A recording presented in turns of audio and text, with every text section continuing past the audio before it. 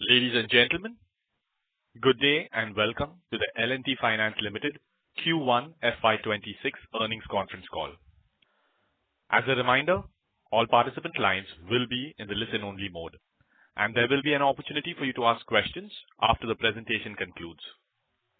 Should you need assistance during the call, please signal an operator by pressing star, then 0 on your touch-tone phone.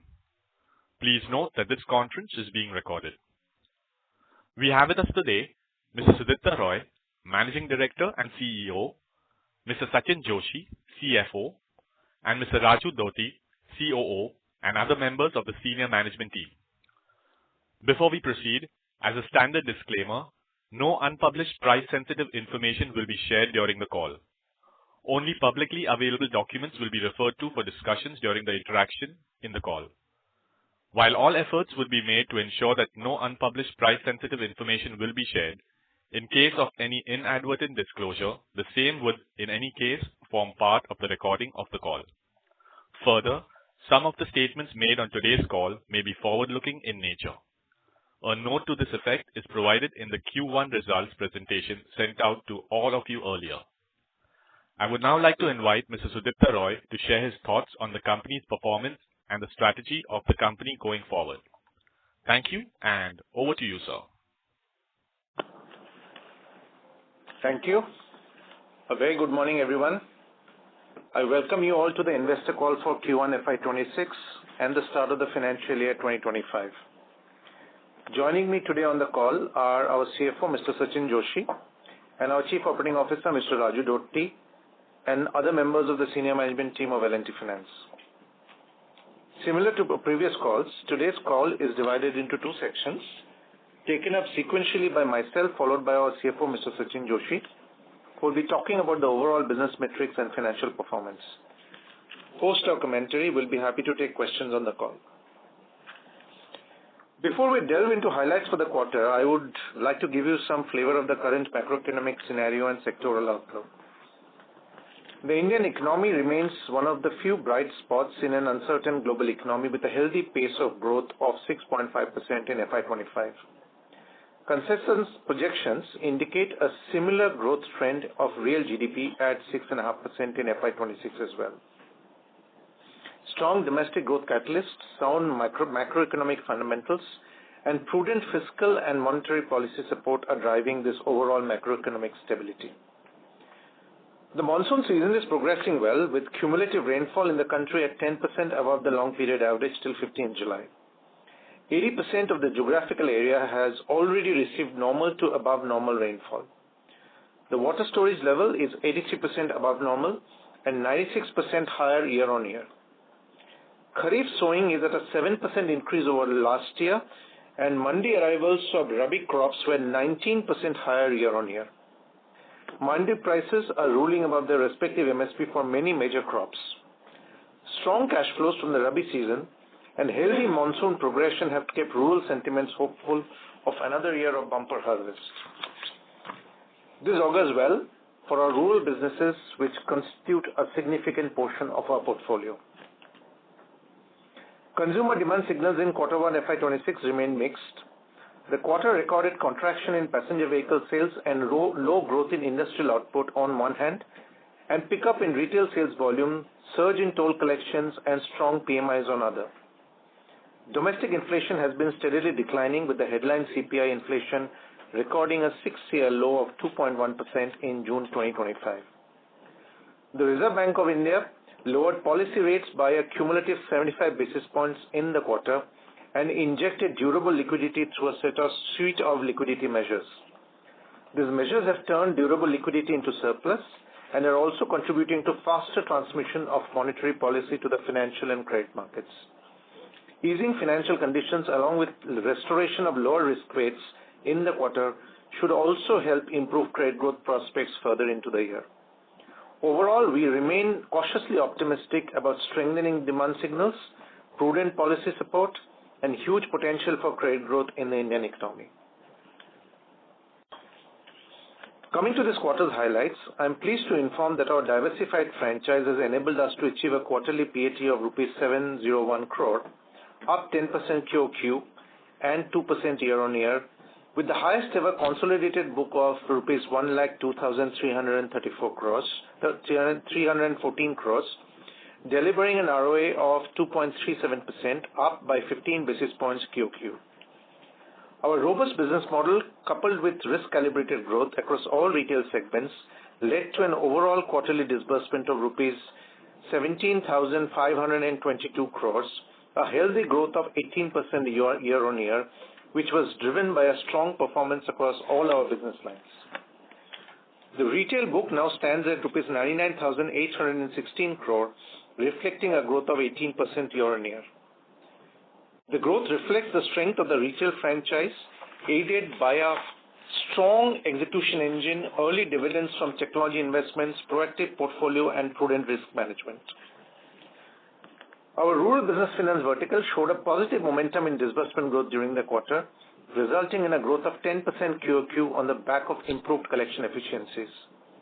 The collection efficiencies in our operating geographies have been continuously showing signs of improvement and growth in disbursements. However, in Karnataka, we have seen a gradual recovery from the lows in collection efficiencies of the previous quarter.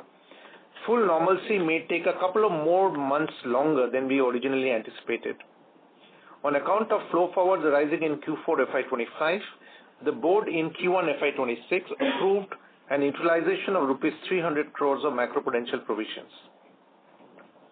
To speed up the process of normalization in Karnataka, we are currently proactively boosting our collections by bringing down our accounts per collector through manpower addition and educating borrowers on the merits of prudent credit behavior through our community outreach programs. We'd also like to add that the Tamil Nadu legislation has had a negligible impact on our business. As an interim update, I would like to mention that the month of July 25, we continue to see further improvement to our collection efficiencies, especially in the state of Karnataka. In the last quarter's call, we had announced our foray into the gold loans business through the acquisition of the gold loan business of Paul Merchants Finance Private Limited. I am pleased to inform that the technology systems and the people integration was achieved in a short time frame of around 2 months, leading to an amalgamation of almost 130 branches, 700 employees, and 1,300 crores of book. Gold loans, a high yield secured product, will add significant value to our retail business franchise going forward. We foresee that this business will serve as a big cross-sell opportunity to our 65 lakh rural group loans and MFI and farm equipment finance active customer base, and the customers forming a part of our existing customer database of 2.6 crore customers who have currently gold loan outstandings of almost 16,000 crores. We envisage that our field force of 20,000 plus officers will force multiply the gold loans lead generation process and direct incoming business to our branches. In the coming quarters, we also plan on expanding our geo presence through branch expansion with 175 additional locations focused on areas with high cross-sell potential. By the end of FY26, we plan on establishing a distribution strength of 300 plus gold loan branches.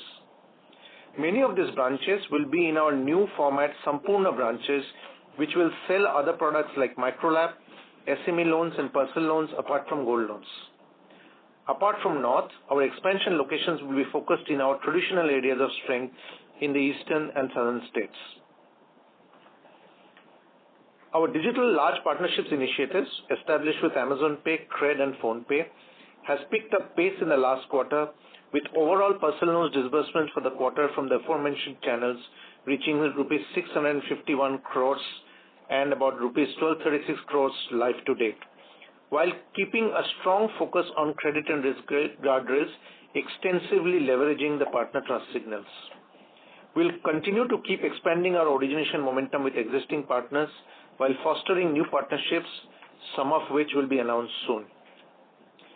I would now take some time here to share an update on the various technology initiatives for the quarter. Project Cyclops, our proprietary AI/ML-based credit underwriting engine that was operationalized in Q1 FY25 and implemented across 100% dealerships in two-wheeler finance business, has been upgraded to Generation 3 based on Kubernetes architecture.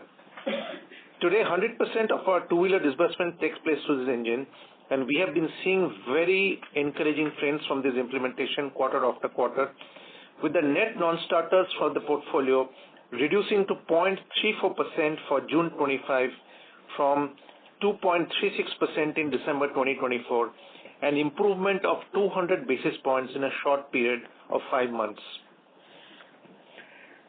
Project Cyclops, which has been under phase-wise implementation in the farm equipment finance business, having been extended to 20% of our tractor dealerships with 24 live scorecards, will complete full implementation in the month of August 2025. Similar to two-wheelers, the initial performance reads from the pilot in the farm business is extremely encouraging. The full implementation of Project Cyclops in our farm business is expected to be completed by Q2 FY26.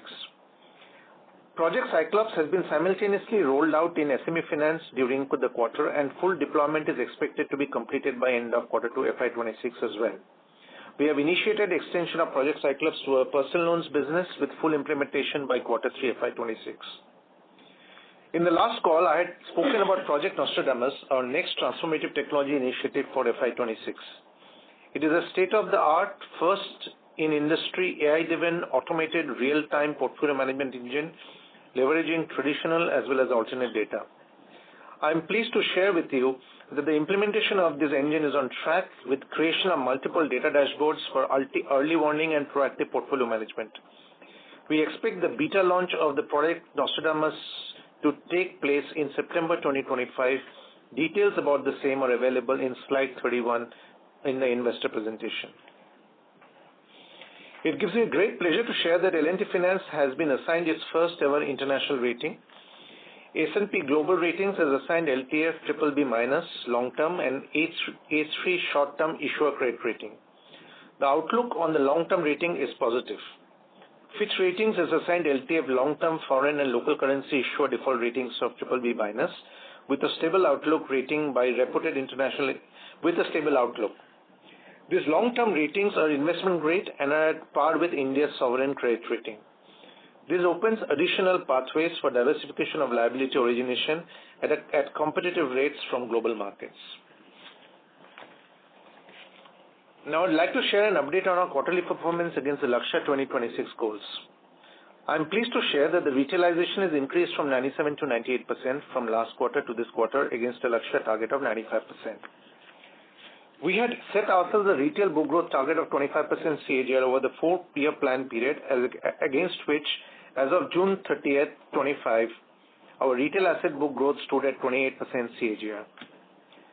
Given our outlook of the business environment and the risk-calibrated growth in RBF and two-wheeler business, our year-on-year retail book growth for the quarter stood at 18%, supported by strong performances in the pharma finance disbursement with a 16% year-on-year growth, a 65% year-on-year growth with personal loans disbursement, a 24% year-on-year growth in housing loans, and a 30% year-on-year growth in SME finance disbursements. We continue to maintain our focus on sourcing more prime and near-prime customers who exhibit credit resilience, which led to the prime customer share in our two-wheeler disbursements increasing to 84% in the month of June 25, which stood at 53% for the month of March 24. Our journey towards building a prime dominant portfolio which showcases resilience across business cycles continues with a strong focus on credit and risk frameworks. On the third milestone, which is the asset quality front, where we maintained retail GS3 and NS3 levels closer to the threshold levels of 3% and 1% respectively, despite the macro challenges and the segment-specific challenges in the microfinance segment. Our Concall GS3 and NS3 stood at 3.31 and 0.99% respectively. On the fourth and last milestone of ROA, we have achieved an ROA of 2.37%, which is an improvement of 15 basis points over the previous quarter. This has been achieved despite microfinance industry challenges and risk-calibrated disbursement across all lines of business.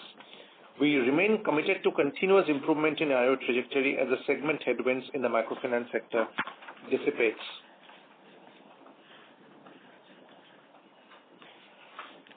In customer acquisition, the focus continues to be on expanding our customer base, both deepening our reach in existing segments and broadening our geographical footprint. While our approach in rural business finance was carefully calibrated to the macro environment, we are actively re-engaging disbursement activities, expecting a gradual return to full momentum as conditions improve. Our two-wheeler finance is taking renewed focus with policy changes expanding through reactivated dealers to better serve prime customers. Farmer finance is gearing up for increased activity this Kharif season, and our personal loan strategy is highly risk calibrated, ensuring responsible lending with home loans and loans against property witnessing a seasonal dip.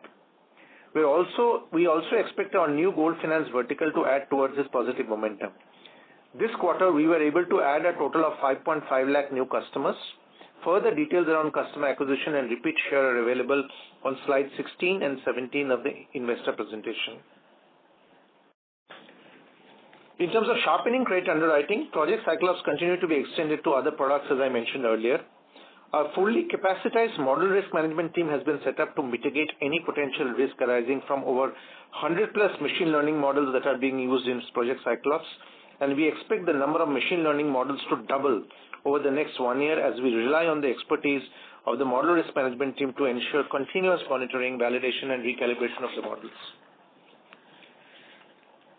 In terms of futuristic digital architecture, we also have set up an independent machine learning operations team, and we will expand its capacity over the next couple of quarters to ensure smooth build and implementation of additional Cyclops, Nostradamus, and collections models.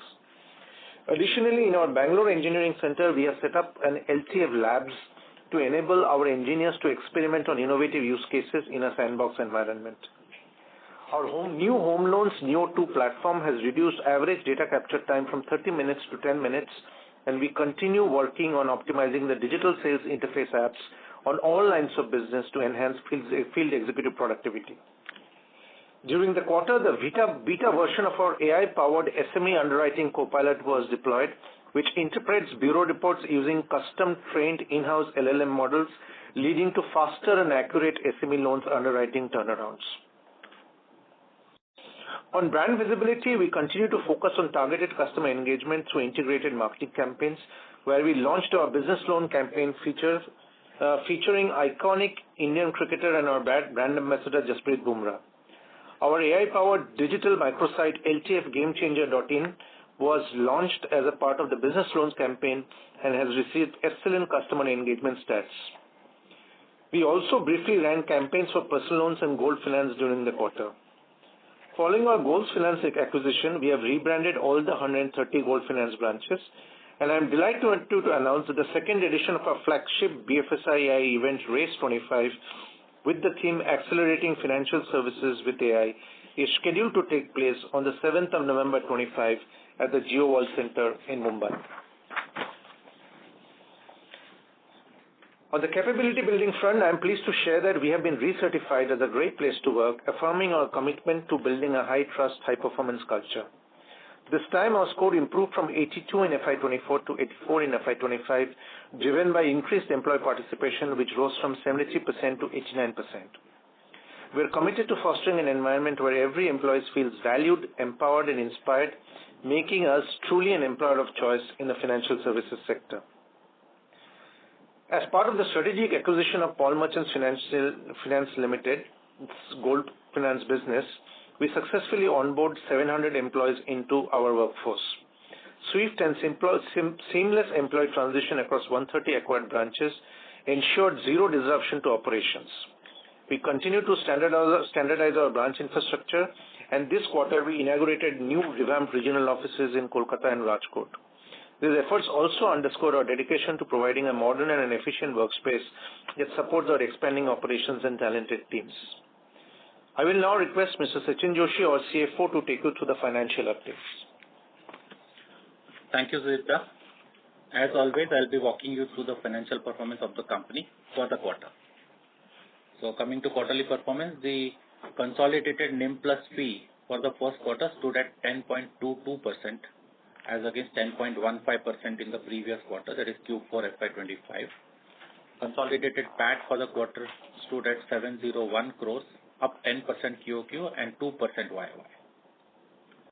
Quarterly retail disbursements stood at 17,522 crores, up 18% YOY. Retail book stands at 99,816 crores, again up 18% YOY. Our consolidated book stands at 1,02,314 crores, up 15% year on year. consolidated ROA stands at 2.37%, up 15 basis points QOQ, and consolidated ROE at 10.86%, up by 73 basis points quarter on quarter. Talking about retail businesses, rural business finance registered quarterly disbursements of 5,618 crores, delivering a strong momentum with 10% growth quarter on quarter, with focus on acquiring lower leverage customers and geo diversification. The book size reached rupees 26,616 crores, up 3% year on year in the first quarter. In the farmer finance vertical, quarterly disbursements stood at 2,200 crores in the first quarter, up 16% YOY. Increased crop yield and favorable monsoon is fostering positive rural sentiments and resulting in improved retail demand. The book size reached 15,756 crores, reflecting a growth rate of 11% year on year. Urban finance, which comprises of two-wheeler, personal loan and home loan LAP. Starting with two-wheelers, this business registered a quarterly disbursement of 2,128 crores in the quarter, down 19% year on year. The book size increased to 12,331 crores, up 3% year on year. Notably, 84% of two-wheeler disbursements in June were from the prime segment, which reflects our focus on quality growth and risk-adjusted returns. Personal loans business, we achieved quarterly disbursement of 1,942 crores, translating into a growth of 65% year on year, with the book size at 9,382 crores, an increase of 41% year on year. The double-digit growth is aided by scale-up of fintech partnerships. Home loan and LAP, here we achieved quarterly disbursements of 2,780 crores, up by 24% year on year, with a book size of 26,464 crores, an increase of 33% year on year. Growth in the segment supported by newer partnerships and strong network of distribution channels. In SME business, the quarterly disbursement stood at 1,273 crores, up 30% year on year. The book stood at 6,964 crores, up 56%. The growth in business volumes was driven by an increase in direct sourcing and existing strong network of distribution channels. During the quarter, we acquired gold loan portfolio of rupees 1,335 crores. This was done on June 9th, and in the following 20 days, we disbursed further amount of 195 crores. The closing book stood at 1,360 crores at the end of first quarter. Let me now hand over the call back to Sudipta to make his closing statements. Thank you, Sachin. In closing, I would like to state that we expect the pace of disbursement to accelerate in the remaining quarters of the year, along with our focused execution on all risk and technology initiatives. Our investment in our state-of-the-art credit engine Project Cyclops, which has already started giving early dividends, will continue. And I am confident that this will solidify as we complete implementation across all lines of business. Project Nostradamus is nearing an advanced stage of completion, and we are confident of deploying the beta version in Q2 FY26. As an organization, we have already started working on the Lakshya 2031 plans and will be sharing the same at the start of FY27. We are focused on transformation of the organization towards a technology-first, risk-aware, bottom-line driven culture with a heads-down execution mentality. We are hopeful that this will translate into a consistently positive outcome trajectory in the years to come. I thank you all for taking time to join us today, and I would like to throw the floor open now for questions. Sure, thank you very much. We will now begin the question and answer session. Anyone who wishes to ask a question may press star and 1 on their touchtone telephone. If you wish to remove yourself from the question queue, you may press star and 2. Participants are requested to use handsets while asking questions. Also, we would like to request participants to please limit your questions to 1 per participant. For follow-up questions, we request you to rejoin the queue. Ladies and gentlemen, we will wait for a moment while the question queue assembles. The first question is from Mahrukh Adajania from Nuvama. Please go ahead. Yeah, hello, congratulations. I have a couple of questions. Firstly, where do you now expect credit costs to stabilize? As in that, or put it the other way around, the 3 billion of drawdown that happened this quarter, was it all towards Karnataka? Is that issue behind us? So now you can continue to see gross and net credit costs come down sequentially, because we are also moving to prime and is the Karnataka pain now fully behind? Because we don't have additional buffer now to draw down. That's why. So that's the first question. And secondly, where do you see long-term yield stabilizing? Because Cyclops is doing very well. It's been extended to many products now. So obviously we are moving prime. We are shifting customer segments. So where would yields settle? What will be the maximum downside to yields from these levels? Okay, thanks, Mahrukh. On the first question, Karnataka is stabilizing fast. With every passing month, collection efficiencies are ranging from our gradual 20 to 30 basis improvements with every passing month.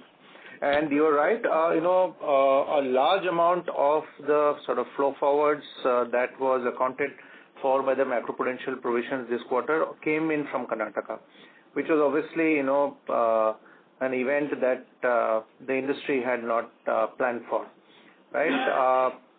I think overall the Karnataka collections sluggishness will take another, according to me, another 3 to 4 months to fully stabilize, right? Which brings us to about October 2025, right? I do believe that Karnataka should have stabilized by October 2025.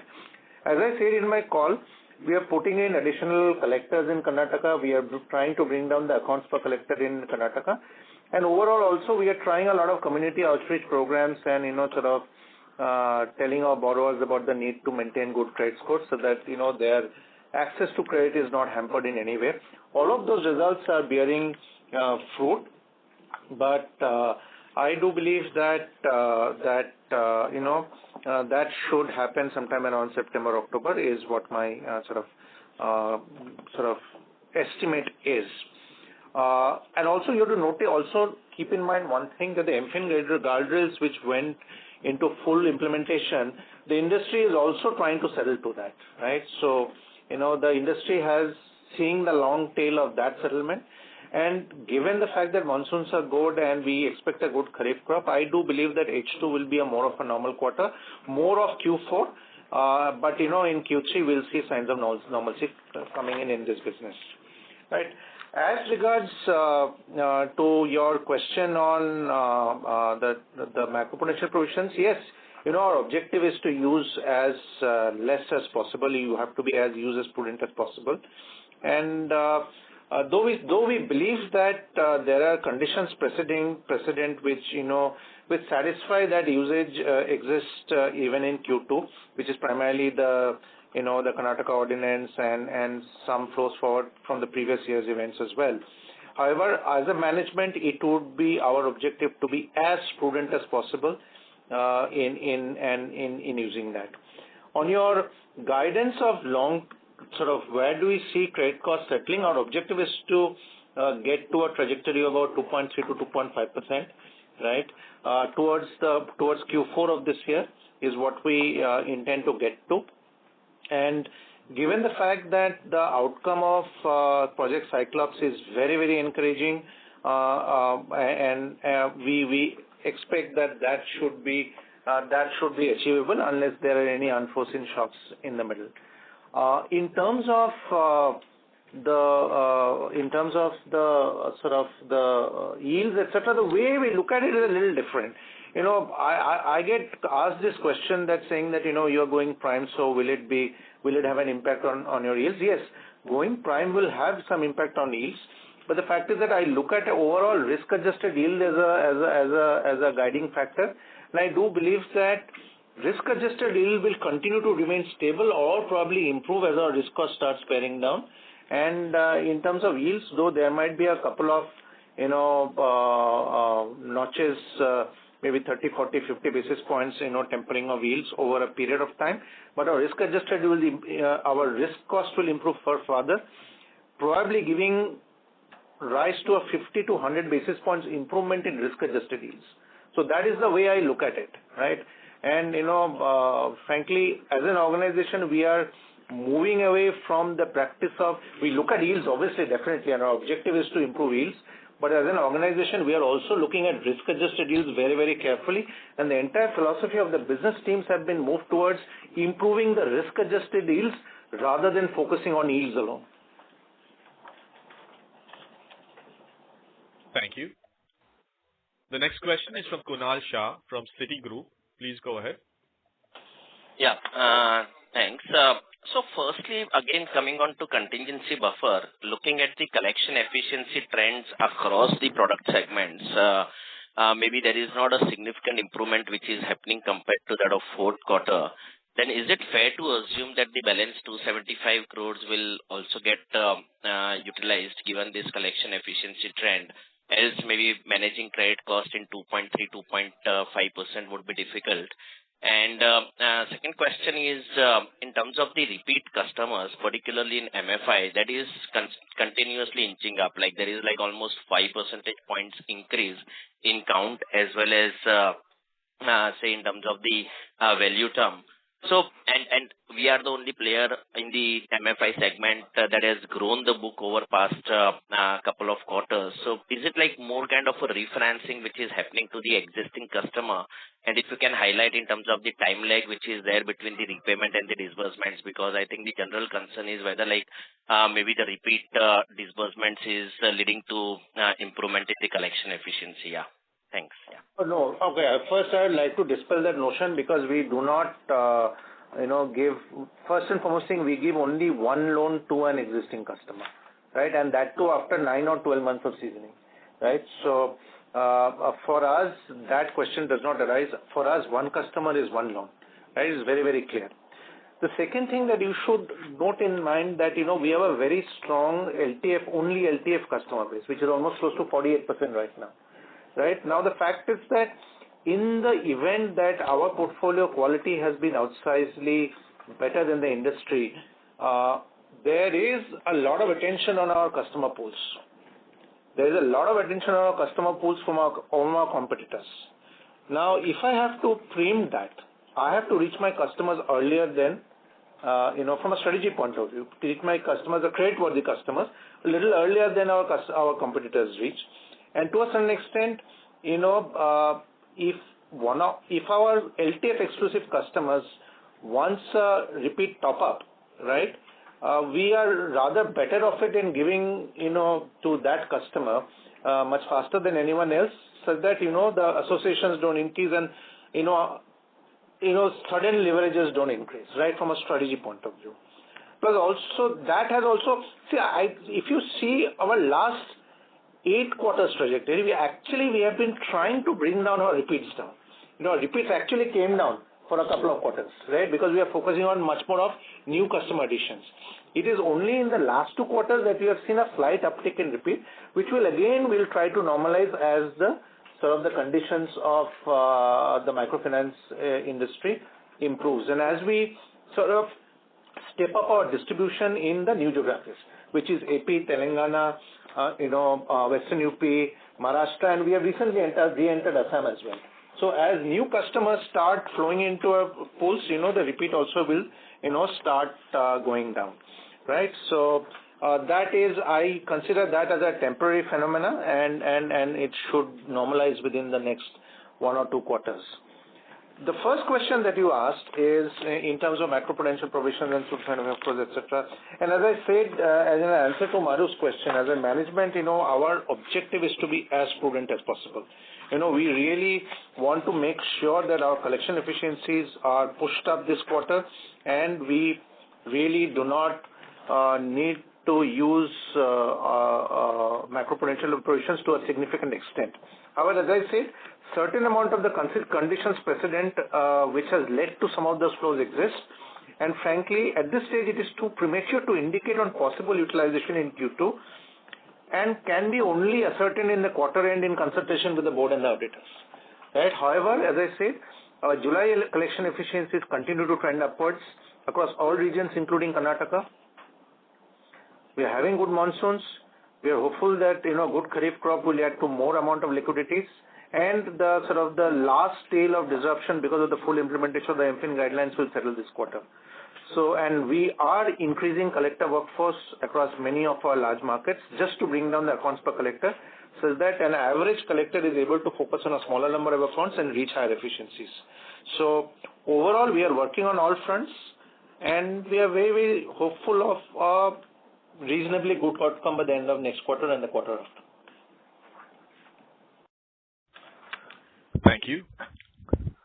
The next question is from Bhavik Dave from Nippon Mutual Fund. Please go ahead. Hi, sir. I hope I'm audible. Congratulations, sir, on the numbers. Just three questions, sir. One is on your Cyclops implementation, right? Like we've done that partially for farm finance and personal loans, but we haven't seen a material drop in your disbursement, right? So just wanted to understand, will there be some disruption in terms of disbursements in these two products as the entire Cyclops gets implemented? Because we've seen that during the two-wheeler loan implementation. Just wanted to understand what is different this time around wherein disbursements are still holding up. Yeah, thanks, Bhavik. Is that your only question, or is there a follow-up question as well? No, sorry. Yeah. So second question is on the personal loans, right? We've started to inch up in terms of the partnerships, digital partnerships that we have. Just wanted to understand how are the economics different from like doing it maybe via DSA or in-house versus doing it via digital partner, right? Because my guess is that you're trying to maybe make this a larger part of the book. So just wanted to understand from an economic perspective in the sense the cost of acquisition and also the credit cost. I'm sure credit cost early days, but how would you want to maybe look at profitability in this digital acquisition, digital implementation that we do? And the last question is on the macro prudential provisioning, right? So just wanted to understand at what point do we start building buffers in terms of macro prudential, right? Maybe we utilize most of it that is left over FY26. But at what profitability do you think we will want to maybe build those up? Because in good times is when you build it and maybe utilize it when times turn bad, right? That we had in FY25. Just wanted to understand what is the thought process in terms of building these in the future. Yes. What will lead you to build that? Thank you. Yeah. Okay. Thank you. So first question on Cyclops. Cyclops has been fully implemented in two-wheeler, fully implemented in December, and we have now almost 6 months of 100% operation on Cyclops in two-wheeler. Cyclops in two-wheeler, and I think all businesses will go through this trajectory. The first 3 months which is implemented, we see a dip in approval rates because it cleans out the dodgy borrowers, right? But over a 3-month period, the system understands and system compensates. So if you see and then we slightly fine-tune also because we continuously watch it as we go along. This quarter, our two-wheeler disbursements actually went up compared to Q4, and the early start to Q2 also has been strong, right? So in terms of Cyclops in two-wheelers, it's fully stabilized, and we are getting incredible benefits out of the tool in terms of leading indicators pointing towards much more lower risk costs. In SME, in tractor business, it has been implemented in about 20% of the volumes, and the leading indicators there also are very, very encouraging. It will be fully completed by end of Q. Actually, we are targeting August 10, failing which probably by September and middle we should be able to implement fully in farm. Again, there has been a 17% increase in rejection rates.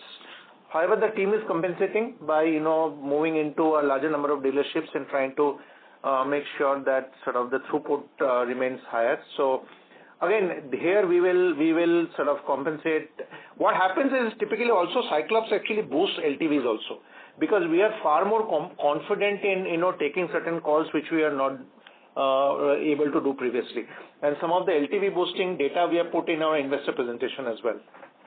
So overall basis, I think it remains even Stevens with the the bad borrowers cut out, and over a period of a quarter or a quarter or two, the volumes build up, and we are very, very confident that as Diwali comes, which is also a big period for the tractor business, I think the volumes will shoot at that particular point in time with fully stabilized Cyclops.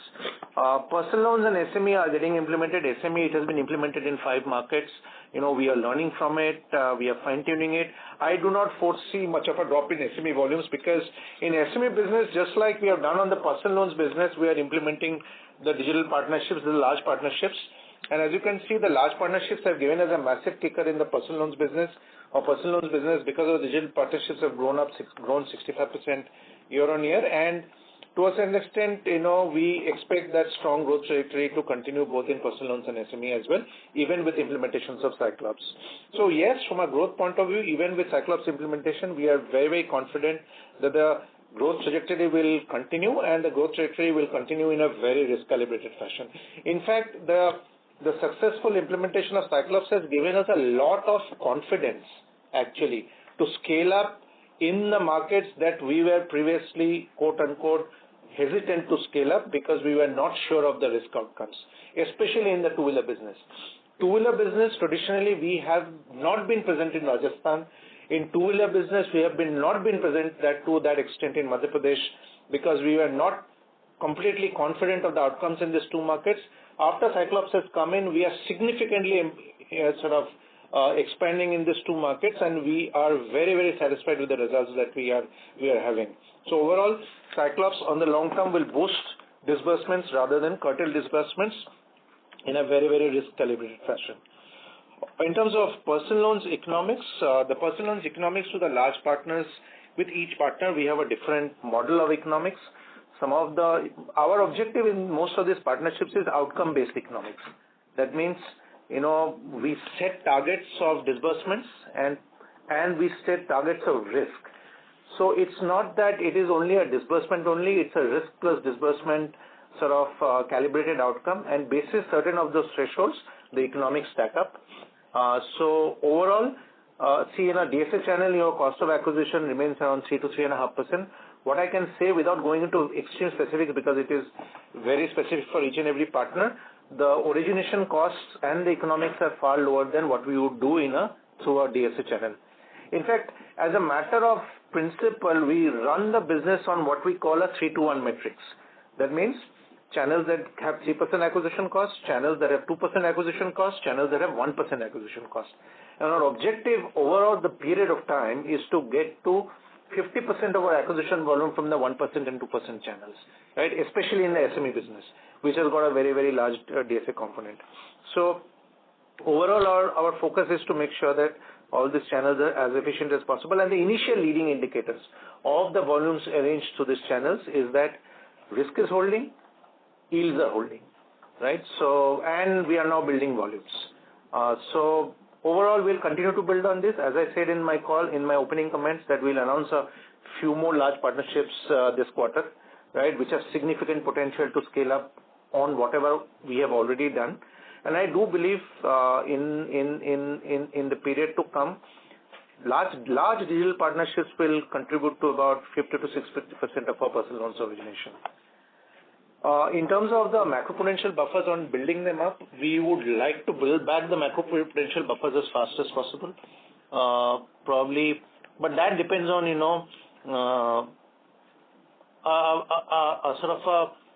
you generally build macroprudential buffers in a situation where you have probably, an extra dollop of profitability, right? Because, that's when you look at doing that, or when you get some extraordinary gains which you have probably not accounted for.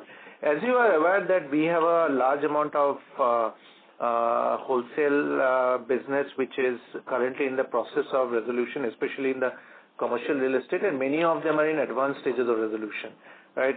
So what we have decided as an organization, that the cash flows that we accrue from the resolution of those assets, right, post the SR structures resolving, the extra cash flows, which we are very certain according to our calculations will get from it, will go back to build the macroprudential buffers, right, at an organization level. One of the other thoughts that we have is that if this time we build macroprudential buffers, we will not build at a business-specific level, but we will build it at an umbrella floater level, at an organization level, with a large focus on unsecured businesses.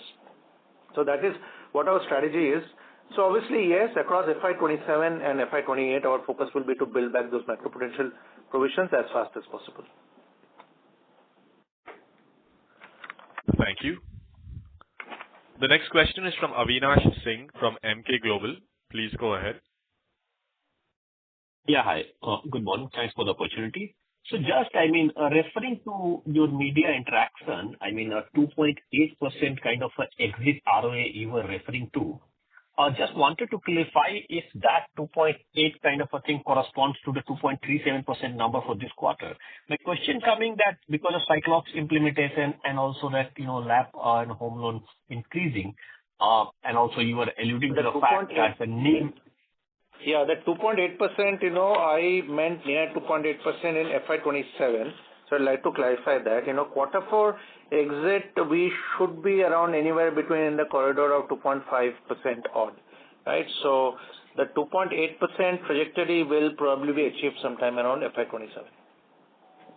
This kind of a clarify because I was a bit confused that 10 to 10.5% NIM you were alluding to your OpEx at 4.2% looks stable, and on a after macro the credit cost is close to 2.23%. That also is a kind of a near term, I would say, the stable rate to go. So then the 2.8%, because that there was some confusion. Thank you. That answers my question. Thank you. Thank you. The next question is from Shweta Daptardar from Elara Capital. Please go ahead. Thank you, sir, and congratulations on a good quarter. I have two questions. So while if I look at repeat disbursement share, which is steady now at 49%, and even in value terms around 35%, and you just alluded to the fact that in the earlier questions that microfinance could be the larger share there. But going forward, how are you marrying the fact that this also forms the base for growth, as well as you are curbing the risk emanating from overlap across the businesses such as microfinance or unsecured lending? That's one question.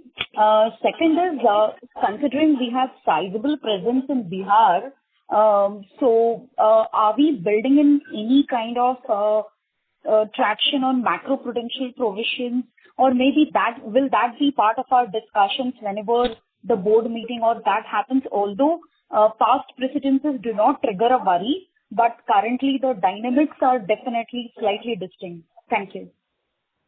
Thanks, Shweta. On the repeat, I obviously, repeat overall, overall retail repeat is currently, if you see the numbers, last quarter it was at 49% overall, and this quarter also it has remained at 49% overall. However, in rural group loans, it has gone up by about 5% odd in terms of count, and in terms of value also, it has also gone up by about 5%. Obviously our objective is that, and I explained in detail in my previous answers as to why that has happened, right? However, what we intend to do is that we, over the period of time, as situations normalize, as new customers from the new markets like Western UP, Eastern Maharashtra, AP, Telangana, Assam, etc., start flowing in, I see that proportion start reducing. We're still building our distribution in these new locations where we are distributing, and these are relatively lesser leverage locations. So I do believe that over a period of time, over the next 2 quarters, you will see the repeat going down. Right, so that is what I would like to give an answer to the first question. As an answer, what was the second one? Bihar. On Bihar again, Bihar, collection efficiency is pretty stable, right? Though we are keeping a close watch, it's pretty stable. And overall, as an organization, we have certain thresholds of exposure in one single market, so we are very, very careful that we do not breach those thresholds. Right. So, and frankly, in Bihar also, over the last couple of quarters, we have slowly increased our manpower strength to bring down our accounts per collector. And this quarter also will be, continuing that trend to bring down our accounts per collector even further, so that there is a very granular and focus on maintaining the collection efficiencies. So Bihar continues to be very, very stable for us. But yes, we always watch that. Actually, Bihar traditionally we have got more woes from natural calamities and floods, etc., than any other thing. And we are hopeful that at least this year, because last year there was a bad flood in Bihar, we are hopeful that at least there won't be a repeat of the same this year as well. Just wanted to add, Sachin here, Shweta and Kunal, I don't think you should be really worried about increase in repeat, because these are the times when the MFIN guardrails have actually got implemented on 3 financiers, right? So the repeat customers, especially the exclusive customers, 48% of our total 26,000 crore, these are the customers who have been with us for second, third, fourth cycle and all. So we have enough information on them. We have enough behavior. There is a lot of goodwill among these customers, and till the time we maintain the guardrails, which we have been since April 2020, I think we would not want to give up on our huge customer base, which we have created with a lot of pain over last 10 to 15 years. And this is the time to ensure that this customer base, which has been loyal with us, should remain with us. And new customer you try to go for at this point of time, unless it's a new geography or geographies which have very little leverage, the risks are very high in ultimately getting into the same customers who have been perhaps delaying and defaulting with other financiers. So I think the strategy at this point of time is to ensure that our customer base does not get disintegrated in any manner. Thank you. The next question is from Nischint Chawathe from Kotak. Please go ahead. Yeah, hi. Just 2 questions. One is on security receipts. We almost have 5,000 crores plus. Nischint, we can't hear you very clearly. If you could speak a little louder. Do you expect to kind of monetize that? I believe the reduction last year was around 12-13%. So is that the pace, or will it accelerate, or how do you think about it? And the other one was on disbursements, where this quarter, if you look at X of gold loan book purchase, disbursement growth was around 8%. Is this disbursement? Yeah, I'm audible now? Yeah, sure. So is this, decline in disbursements, or sorry, this weakness in disbursements, is this because of company-specific factors in terms of, the migration of portfolio, or is it because you can see some general weakness in the economy? So, Nischint, on the first point on SR, we had mentioned on our earlier calls also that the resolutions of these SRs, which are currently around 60% provided for, the book is right now 5,500. It has been coming down, but I think the significant resolutions are in advanced stages with NCLT, and the resolutions are expected in FY 27 and 28. Significant part of these projects will actually see the completion, and we should be able to, and we had also mentioned, Sudipta in the earlier one of the conversation also mentioned that we expect certain projects to be resolved in our favor, which means that the provisions which have been taken against such projects may get released only to be utilized to rebuild our macroprudential provisions. So yes, the progress has been there, but a bit slow at this point of time. 27 will see a significant amount of development. Yeah, on disbursements part, I'd like to take the question. You're right, because the disbursements growth this quarter, if you look on a QoQ basis, actually the disbursement of farm was very good on a QoQ basis. Tractors grew quite well on a QoQ basis. Even microfinance also grew reasonably well on a QoQ basis. If I were to look at on a QoQ basis, farmer finance grew by 25%. Even the microfinance business grew by about 10%. So you see, same time last quarter, which is the quarter previous to this quarter, we were averaging around 1,600 crores per month in rural business finance. This quarter, we have averaged around 1,800 crores per month, right? And we are hopeful that as and when the collection efficiencies, move upwards, as they are with every passing month, we should be able to get back to a 1,900, 2,000 crore trajectory.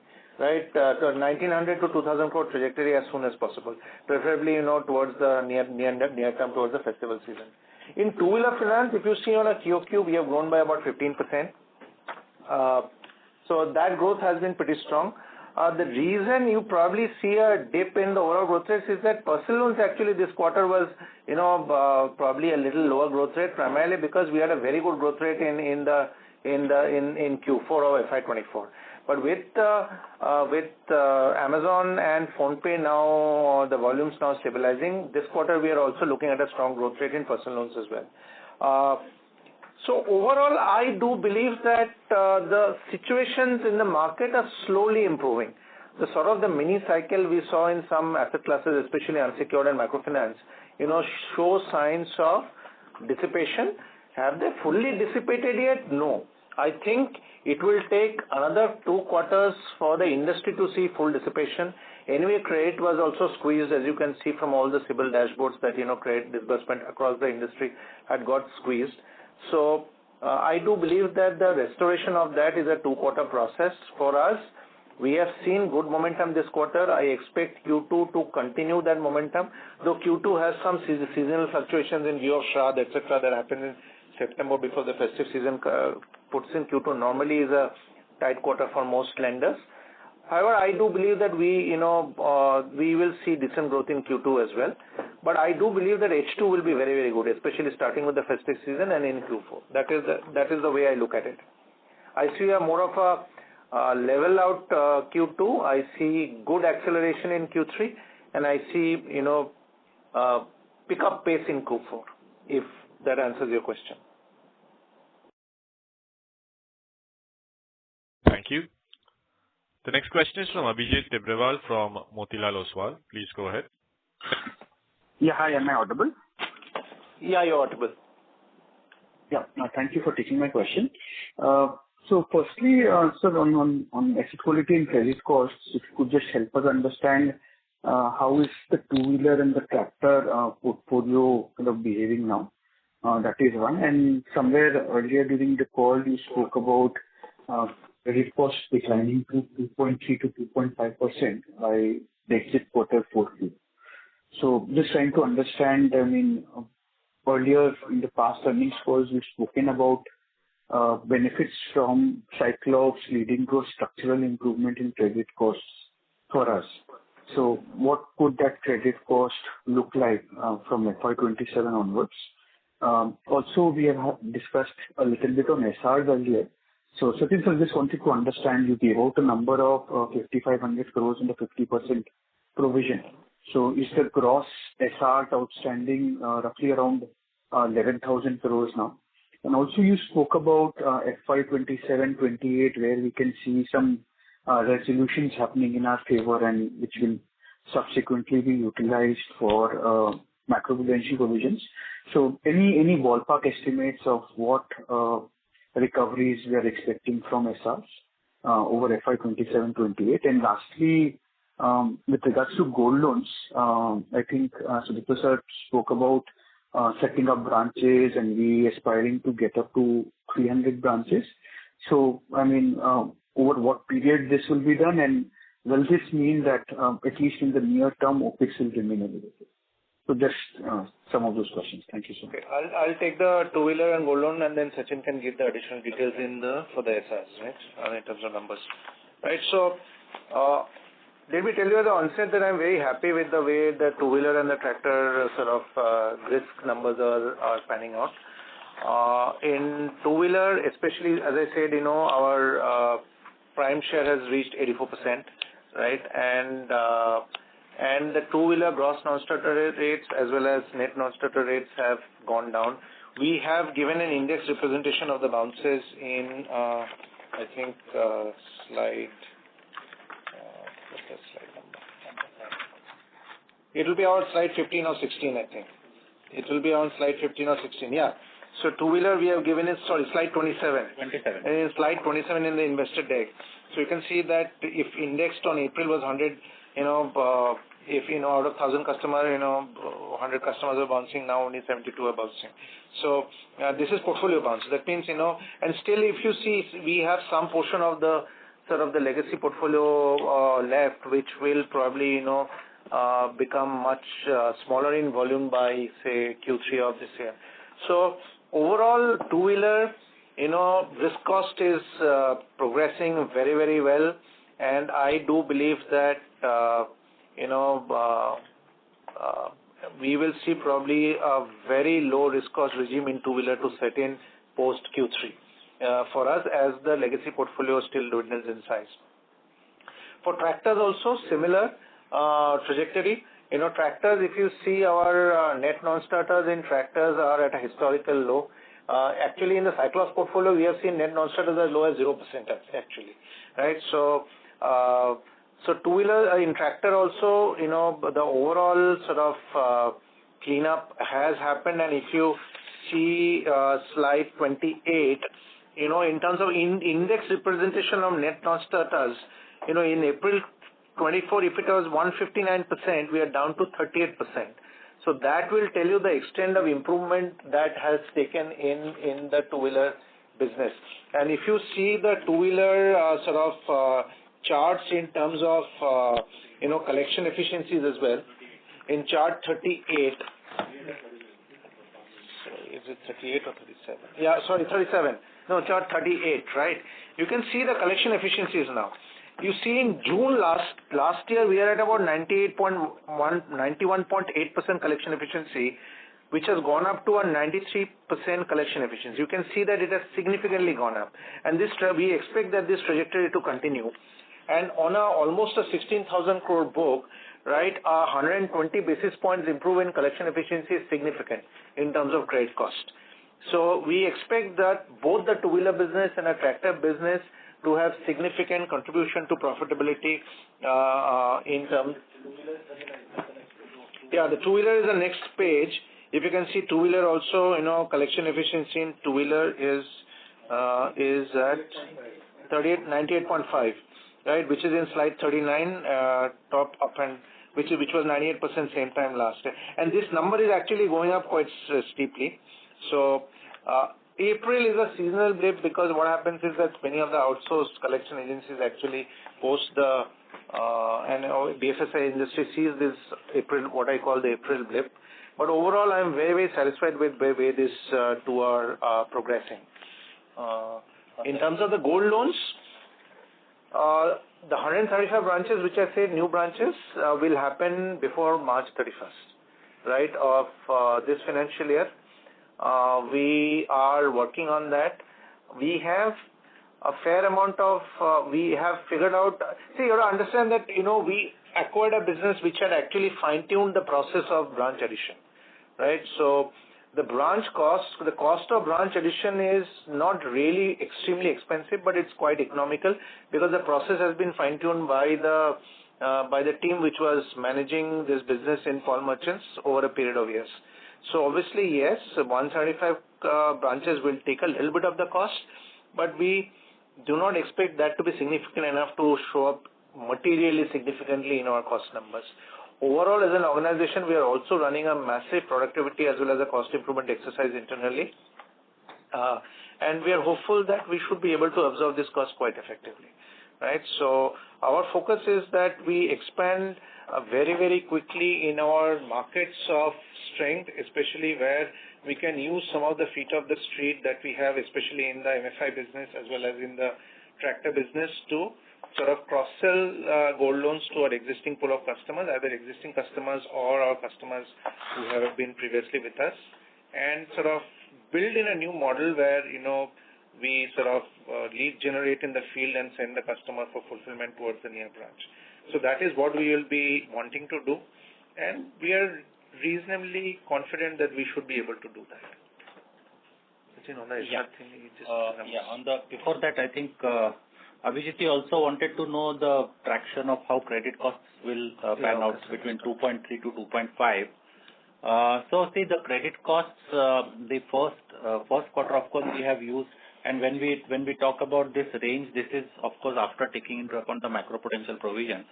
During our earlier couple of calls, we had mentioned that the two-wheeler, PL and tractor businesses, for specific reasons, the Like for example, we had stopped the repoing of 90 plus for tractor. Similarly, two-wheeler and PL for the challenges which were faced from the urban side, had led to increasing credit costs. And we had mentioned that this will last for at least 2 to 3 quarters. We are seeing some kind of stabilization as far as PL is concerned. Tractor has actually started showing an improvement after last 2 to 3 quarters. Two-wheeler, I think, have still a quarter or two to go. And as Sudipta mentioned, Q4, we will start having the seasoning of the book which has come through Cyclops will start showing its impact. So Q4, we will start seeing the full benefits of Cyclops on the two-wheeler portfolio. Till that time, the book which was generated through or sourced through the earlier models will also become very insignificant. So keeping these in mind, I think we should, for the full year, we are expecting that we should be somewhere in the range of about 2.3 to 2.5. We should exit, I would say, with 2.5, but with the average for all the 4 quarters, we should be somewhere around 2.4, 2.5 kind of thing for the full financial year. On the SRs piece, the overall book which was sold off to ARCs post receipt of cash was about 14,000 crores over a period of time. And against that, we have during various points of time created provisions at the time of transfer. Also, we had announced about a year back, setting aside about 729 crores. All that put together, we have about 8,400 crores, which is set aside, which comes to about 60%. So the 5,500 is the net carrying value as of 30th of June, if that clarifies. Thank you. The next question is from Chintan Shah from ICICI Securities. Please go ahead. Yeah, sir, thank you for the opportunity. So, sir, one question on the MFI PAR portfolio. So, our PAR 31 to 90 portfolio, so that has been more than 1% since the past 3 quarters. So, current quarter, and it has been actually increasing since the past 6 quarters. Only for this quarter, it has declined to 1.2 versus 1.4 previously. And simultaneously also we have utilized the micro potentials since the past 3 quarters, wherein the PAR 31 to 90 has been about 1%.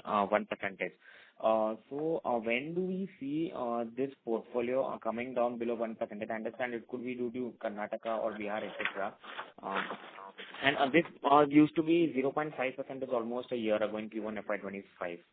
So yeah, where this could normalize by the year end? Yeah, that's the first question. Yeah, so if you see, thanks Chintan for the question. If you see, we already saw the inflection point of the curve between PAR 1 to 90 this quarter, right? If you look at all the buckets up, right? Yes. So, and as I said, first, I would like to say that there is no issue in Bihar, right? Bihar is normal. There is no issue in Bihar, right? So, Karnataka, yes.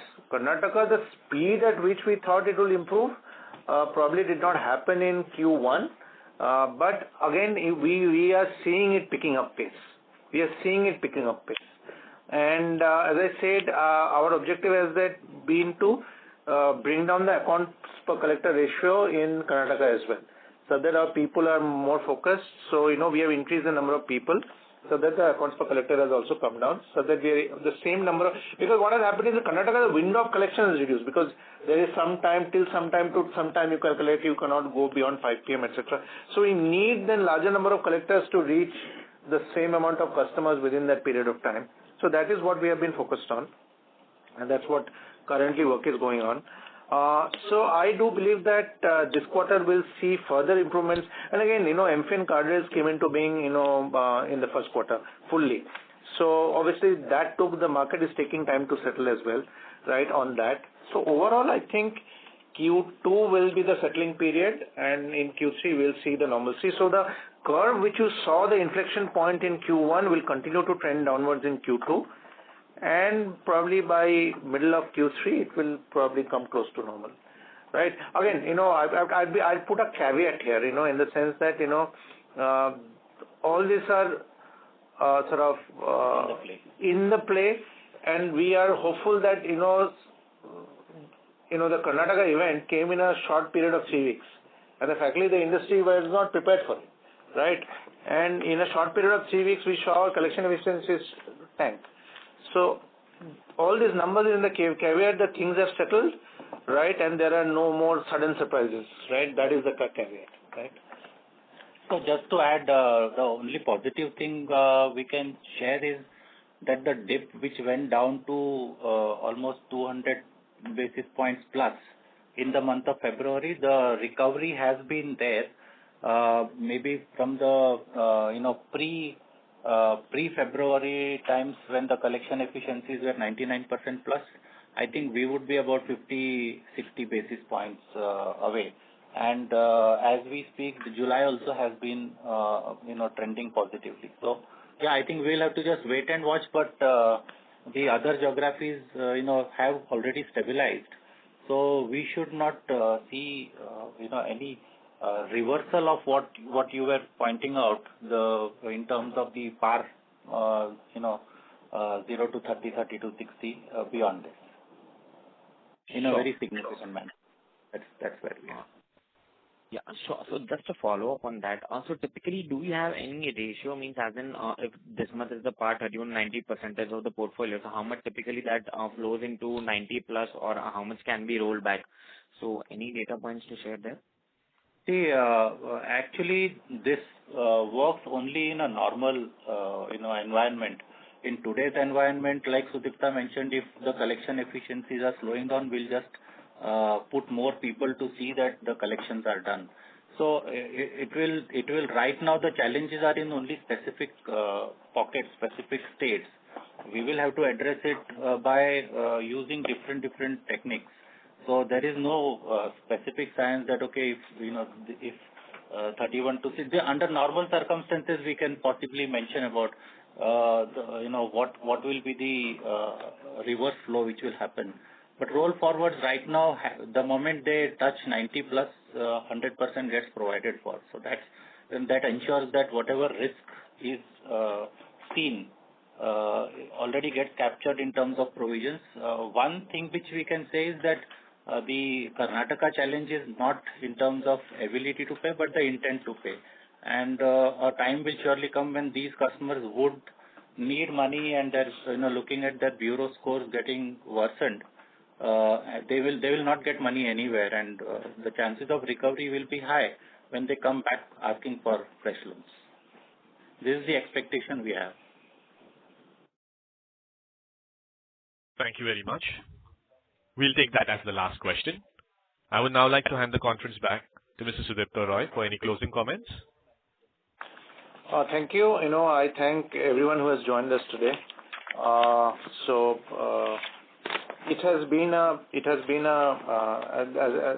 Q1 has been a tough quarter for all around for the industry as well as for us. But what we are reasonably satisfied with the outcome. Obviously, a lot of work remains to be done, which will be done across the rest of the year. One thing I would like to assure is that we are focused on making sure, and as I mentioned in many of my media interviews, that we are building a risk-first organization, right? So, and many of our technology sort of investments in the initial phase has been focused towards making sure that our risk guardrails are strong and bulletproof. So now that we are reasonably confident of some of the efficacy of the early technology steps that we took last year, this year we will, as the conditions improve, I think we will have the confidence enough to be the first of the block in terms of growth, right? And all the growth drivers, all the growth thrusters are now being positioned into place for that event to happen, right? We are seeing very fast improvement in the operating environment in all lines of business, both rural as well as urban. And I am very, very confident that Q2 will be the inflection point in terms of the risk outlook of the industry, and we will see better outcomes in Q3 and Q4. Right? With that, I would like to wish you a very good remaining part of the day, and me and my management will be very happy to give you, interact with you when we meet one-on-one and probably provide more flavor of our execution story. Thank you so much, and with that, we will end the call. Thank you very much. On behalf of L&T Finance Limited, that concludes this conference. Thank you for joining us, ladies and gentlemen. You may now disconnect your lines. If you found this video helpful, please like, share and subscribe for latest upcoming videos.